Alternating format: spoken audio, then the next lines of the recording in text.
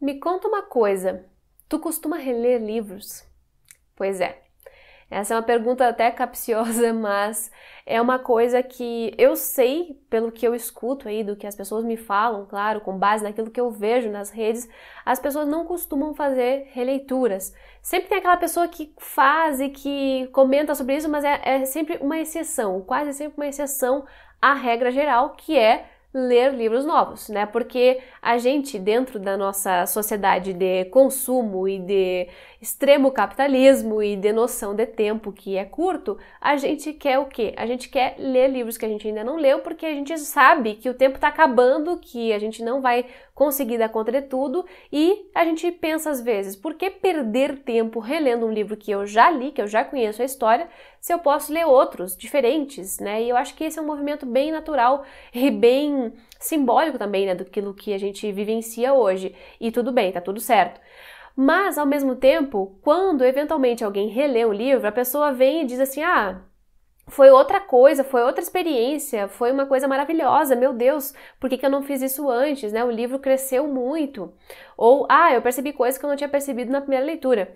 E aí, eu acho legal da gente trazer esse tema aqui para o canal, para a gente conversar mais sobre ele e para a gente fomentar também essa prática, não como uma obrigatoriedade, mas como uma coisa curiosa e instigante de se fazer. Eu queria dar essa outra perspectiva para vocês, porque eu sou adepta da releitura e neste ano, especialmente, eu reli 3 livros. Eu estou relendo o 4º livro agora, e tem sido uma experiência incrível.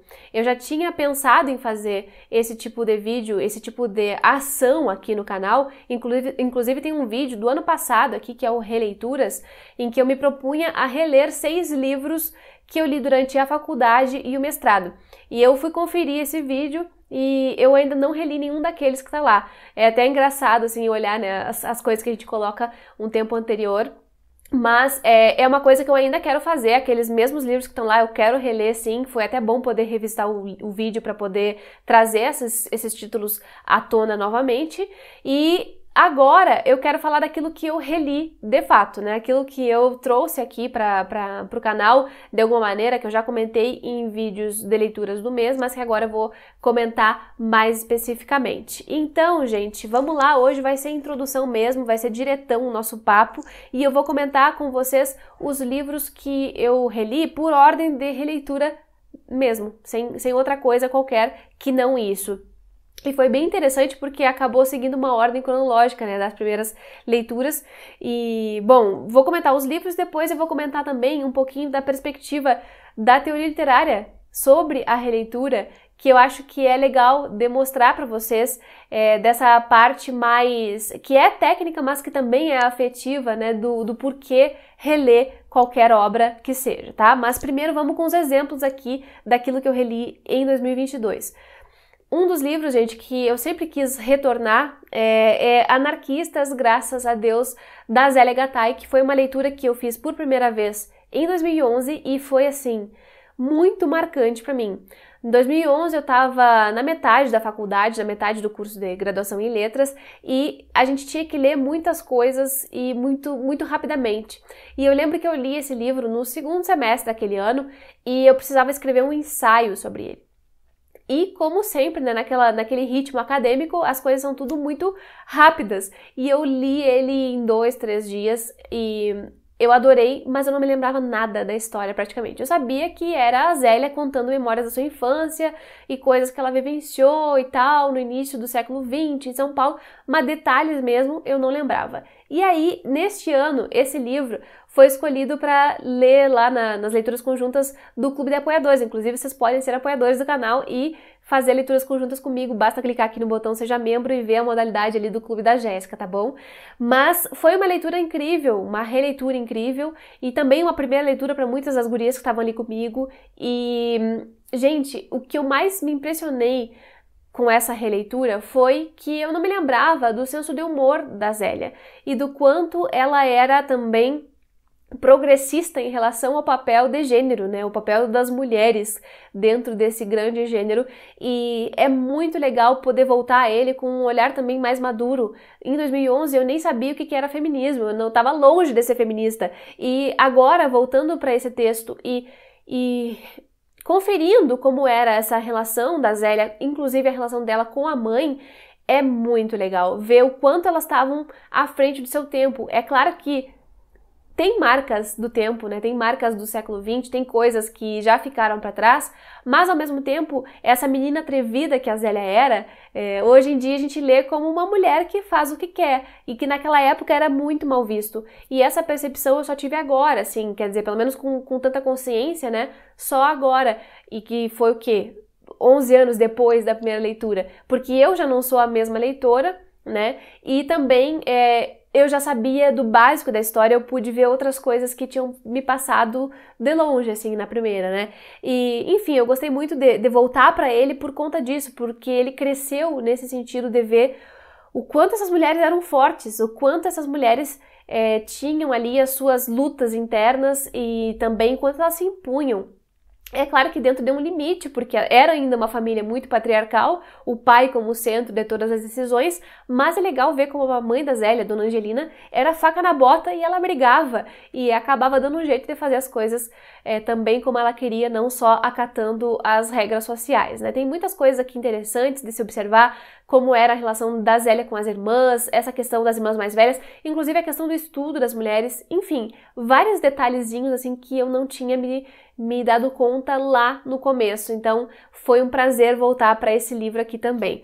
E aí, outra releitura que eu fiz, e esse aqui, gente, é um livro que eu já reli várias vezes, foi o Distância de Resgate, da Samantha Schweblin. O que aconteceu? Eu li, eu acho que em 2018 ou 2019 pela primeira vez, e eu gostei demais, mas eu não sabia falar sobre ele, não gravei resenha na época. Tô devendo resenha até hoje? Tô! Um dia, né? Um dia vem aí. E, bom, eu reli pela primeira vez no final do ano passado, em 2021, 2 anos depois da primeira leitura, portanto, e também reli muito rápido, foi a mesma coisa, um arrebatamento, não conseguia falar sobre ele.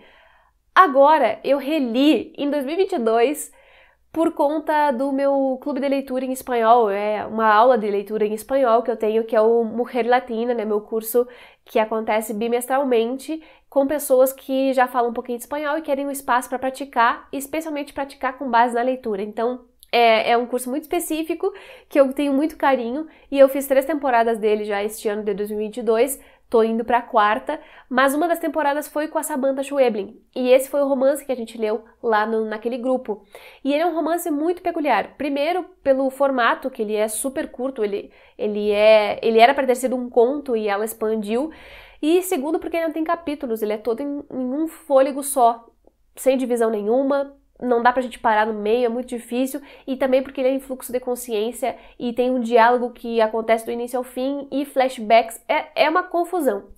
E eu reli, então, pela segunda vez esse livro num curto espaço, né, de tempo, e foi maravilhoso porque eu reli em espanhol. E aí, gente do céu, eu peguei tanta coisa que eu não sabia que existia, foi uma experiência muito louca e muito boa. Especialmente porque a gente já depois, nesse caso aqui, especificamente esse livro, a gente já sabe de coisas no final, né, quando a gente lê pela primeira vez. Então, quando a gente volta pro início, como ele é um livro que trabalha muito do suspense, do mistério, dos espaços em branco, quando a gente volta do começo, a gente começa a pescar esses espaços, aquelas pequenas marcas que estavam ali mostrando alguma coisinha que pudesse dar um indício pra gente até onde a história ia, né? Então é legal voltar procurando essas pistas, especialmente em livros que trabalham nesse estilo, como romance policial, por exemplo. Voltar a ler um livro que é todo baseado e sustentado no suspense é também voltar para procurar pistas e ver como a gente foi conduzido na primeira vez. E aconteceu isso aqui com A Distância de Resgate. Para quem não sabe do que fala, esse livro fala sobre maternidade, sobre essa distância de resgate que existe entre uma mãe e o seu filho, que é como se fosse um fio invisível que está sempre em perigo, né? Às vezes esse fio ele se estica, às vezes ele se retrai, dependendo da situação, mais ou menos perigosa.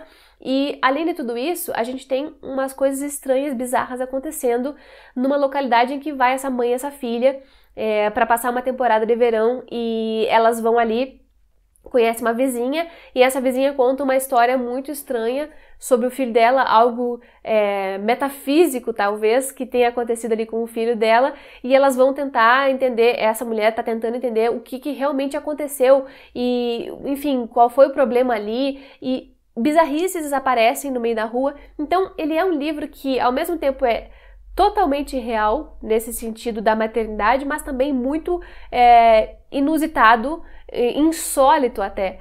E eu gosto muito, muito, muito da narrativa dele. Eu vou fazer o vídeo pra vocês, gente, eu prometo que eu vou fazer. Tô com um filme pra ver também, eu quero ver a adaptação, pra quem sabe assim, comparativamente, trazer um comentário pra vocês. Mas foi uma releitura extremamente rica dessa vez, muito também pelo fato de que eu reli em espanhol e peguei coisas que eu ainda não tinha pego, até mesmo de vocabulário, expressões, enfim, foi muito, muito legal. E a terceira releitura que eu quero comentar, que foi riquíssima, é essa aqui, né, A Casa dos Espíritos. Dessa vez eu também li em espanhol esse livro, mas eu tô pegando o primeiro aqui que eu li, que foi na edição brasileira antiga, com essa capa que é um pouquinho esquisita, com uma foto da Isabel com seu avô, mas enfim, a gente releva.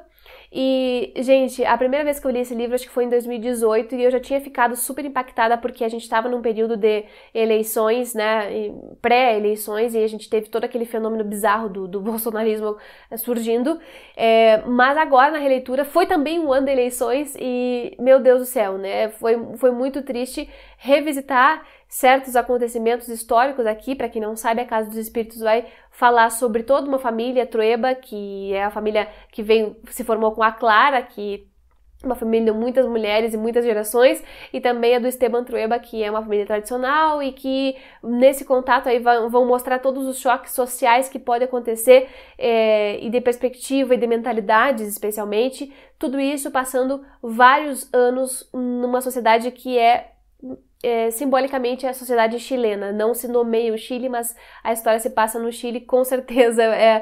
São todas as referências aqui desse país. E aí a gente vai ver aqui essa questão da ditadura, especialmente, né, de como foi chegando até aí. Mas não é literalmente sobre isso, assim, não é o tempo inteiro falando sobre isso.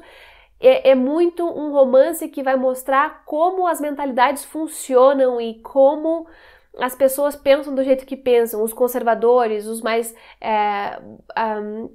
progressistas, tudo isso sem ser militante, e ele é um livro muito orgânico, então às vezes a gente até se distrai com as histórias da Clara, que é a protagonista aqui, que perpassa várias gerações, mas sempre está ali na sublinha essa questão da política e, enfim, das visões de mundo mesmo. Então é um romance riquíssimo. Eu já comentei ele aqui também no canal 2 vezes, na primeira vez com uma resenha, na segunda vez com comentário final de leitura conjunta, porque a gente está lendo a Isabel Allende em ordem cronológica, e foi por isso que eu reli esse livro, e eu reli em espanhol. E aí também é uma delícia, assim, não só voltar e perceber detalhes que eu não tinha percebido, porque esse livro é gigante, ele tem muitas coisas, mas também poder ler e acessar no idioma original. Agora, das coisas que eu redescobri aqui nessa releitura, uma das que mais me impactou foi lidar com o personagem do Esteban Trueba, porque a princípio, na nossa primeira leitura da Casa dos Espíritos, acho que uma das coisas que mais fica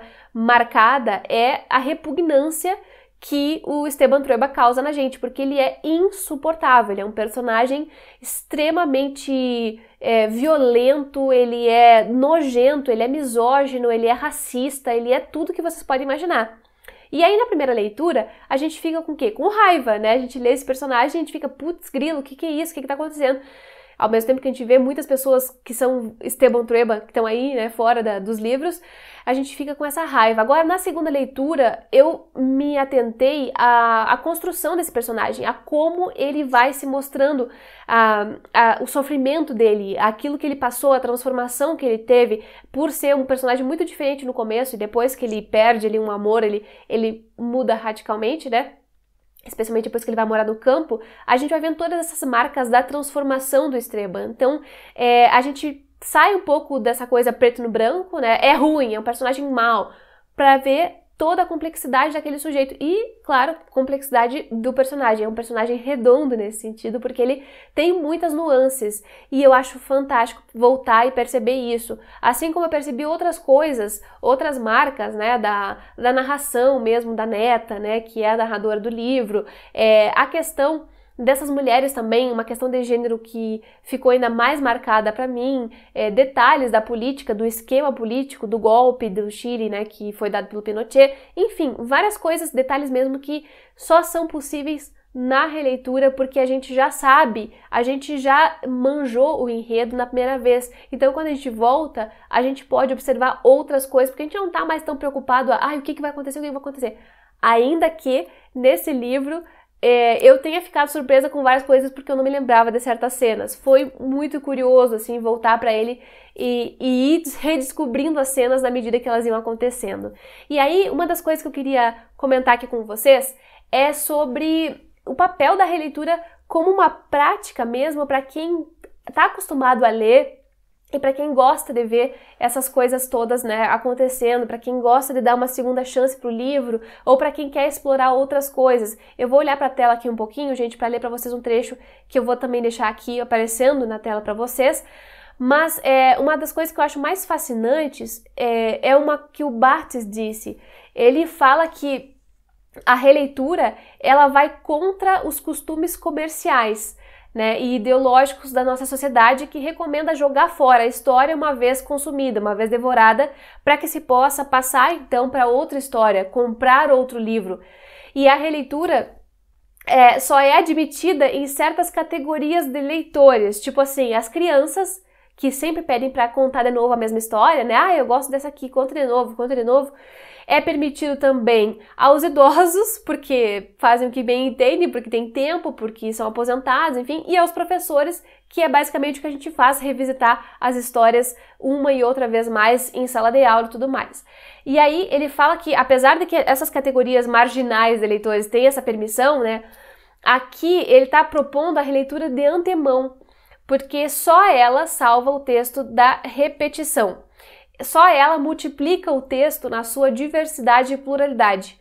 Ela extrai o texto da cronologia interna, tipo da ordem das ações, isso aconteceu primeiro, isso aconteceu depois, e reencontra um tempo mítico, sem antes nem depois.